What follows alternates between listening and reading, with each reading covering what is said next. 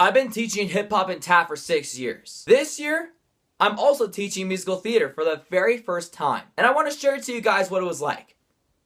Let's Chicle chat about it. Chicle?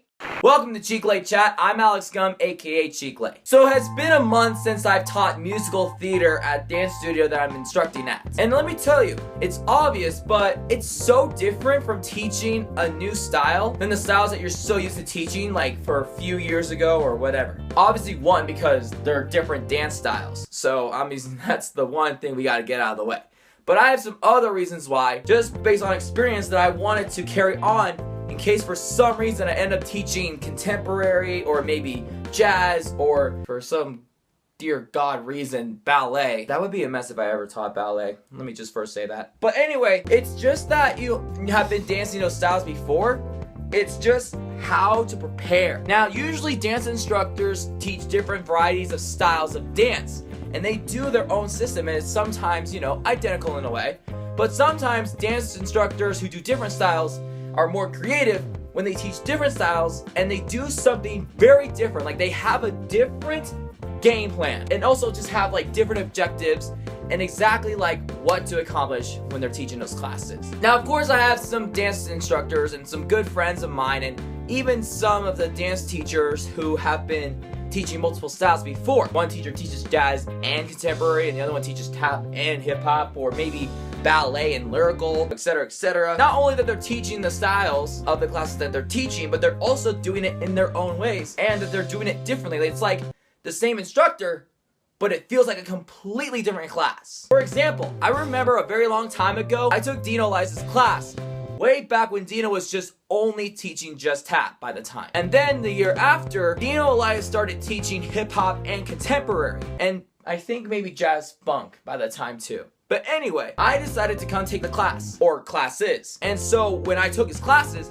I felt like he was a completely different instructor only because he wasn't in that dance class as a tap teacher. I felt like he was a completely different individual when he took that dance class. He did some kind of preparation to feel like that class was something completely different than tap. Obviously, because, he's not wearing tap shoes. But aside from that, it just kind of feels like a different vibe. So I feel like that is something I'm experiencing. I've been teaching hip hop and tap, like I mentioned, for a very, very long time. Now that I'm teaching musical theater, not only that I know that I'm teaching something new, but I feel like I just needed to come up with a different objective when teaching a class. Because if I'm teaching a new style of dance, that means there's a purpose, and that means I had to come up with some objective for myself, for the students, and for the studio. So the one thing I wanted to give myself an objective for is to make sure that the kids have fun, because musical theater is a really fun style of dance. What my objective is for the students is not only just to dance and perform, but I also want to give the students the opportunity to be confident